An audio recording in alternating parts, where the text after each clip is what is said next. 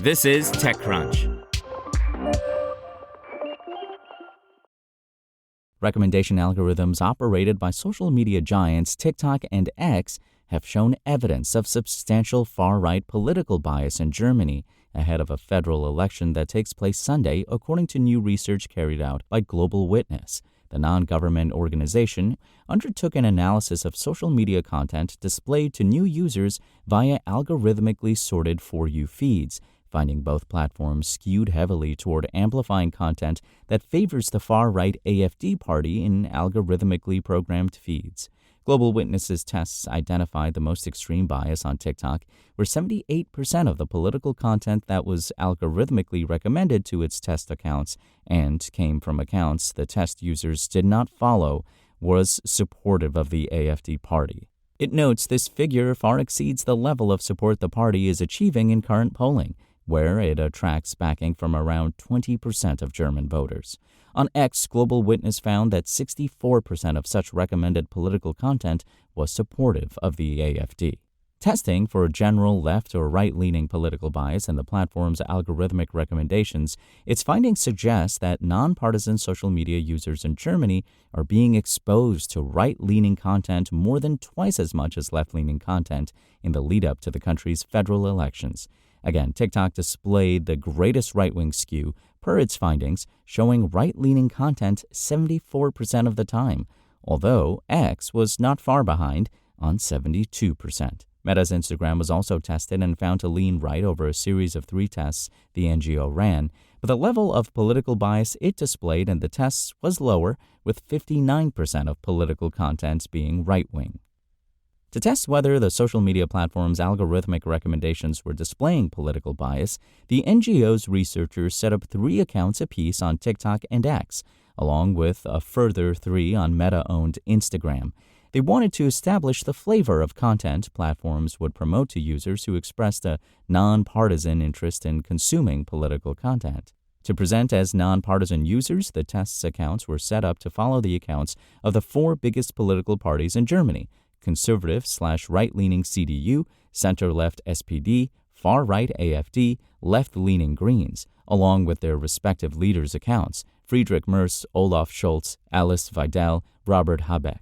The researchers operating the test's accounts also ensure that each account clicked on the top 5 posts from each account they followed and engaged with the content, watching any videos for at least 30 seconds and scrolling through any threads, images, etc., per Global Witness.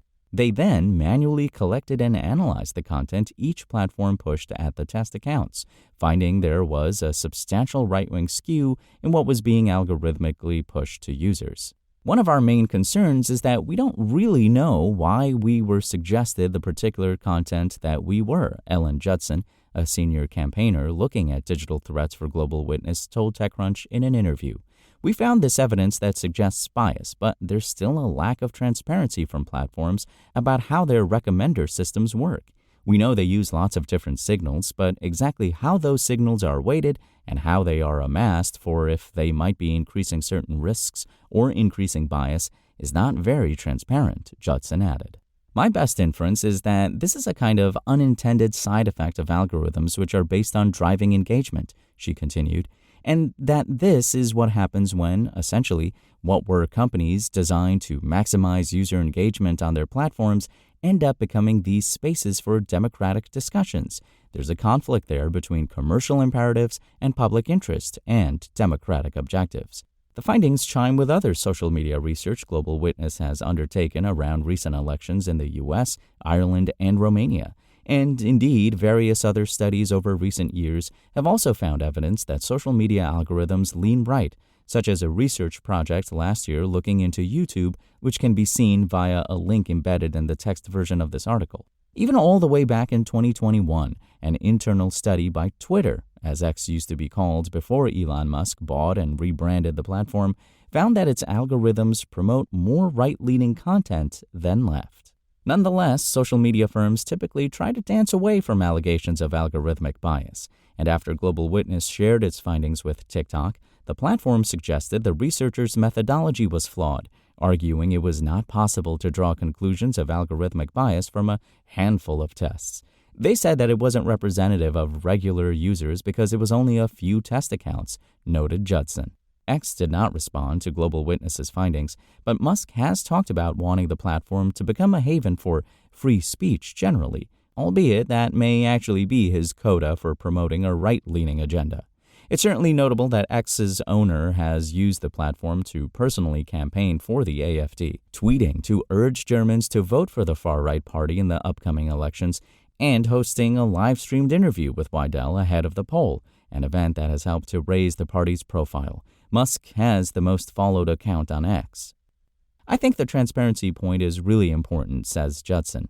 We have seen Musk talking about the AfD and getting lots of engagement on his own posts about the AfD and the live stream with Weidel, but we don't know if there's actually been an algorithmic change that reflects that. We're hoping that the Commission will take our results as evidence to investigate whether anything has occurred or why there might be this bias going on, she added, confirming Global Witness has shared its findings with EU officials who are responsible for enforcing the bloc's algorithmic accountability rules on large platforms. Studying how proprietary content sorting algorithms function is challenging, as platforms typically keep such details under wraps, claiming these code recipes as commercial secrets. That's why the European Union enacted the Digital Services Act, DSA, in recent years, its flagship online governance rulebook, in a bid to improve this situation by taking steps to empower public interest research into democratic and other systemic risks on major platforms, including Instagram, TikTok, and X. The DSA includes measures to push major platforms to be more transparent about how their information-shaping algorithms work and to be proactive in responding to systemic risks that may arise on their platforms. But even though the regime kicked in on the three tech giants back in August 2023, Judson notes some elements of it have yet to be fully implemented. Notably, Article 40 on the regulation, which is intended to enable vetted researchers to gain access to non-public platform data to study systemic risks, hasn't yet come into effect as the EU hasn't yet passed the necessary delegated act to implement that bit of the law. The EU's approach with aspects of the DSA is also one that leans on platforms' self-reporting risks and enforcers then receiving and reviewing their reports. So the first batch of risk reports from platforms may well be the weakest in terms of disclosures, Judson suggests, as enforcers will need time to parse disclosures and, if they feel there are shortfalls, push platforms for more comprehensive reporting. For now, without better access to platform data, she says public interest researchers still can't know for sure whether there is baked-in bias in mainstream social media. Civil society is watching like a hawk for when vetted researcher access becomes available, she adds, saying they are hoping this piece of the DSA public interest puzzle will slot into place this quarter.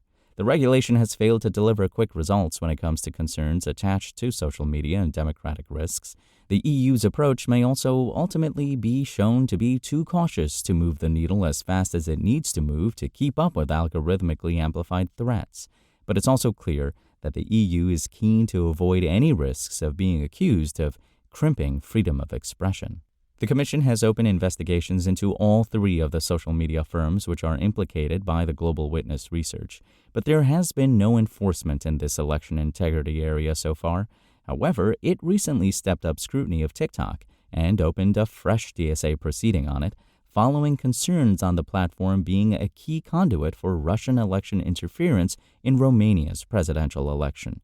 We're asking the Commission to investigate whether there is political bias, adds Judson. The platform says that there isn't. We found evidence that there may be. So we're hoping that the Commission would use its increased information gathering powers to establish whether that's the case and address that if it is. The pan-EU regulation empowers enforcers to levy penalties of up to 6% of global annual turnover for infringements and even temporarily block access to violating platforms if they refuse to comply.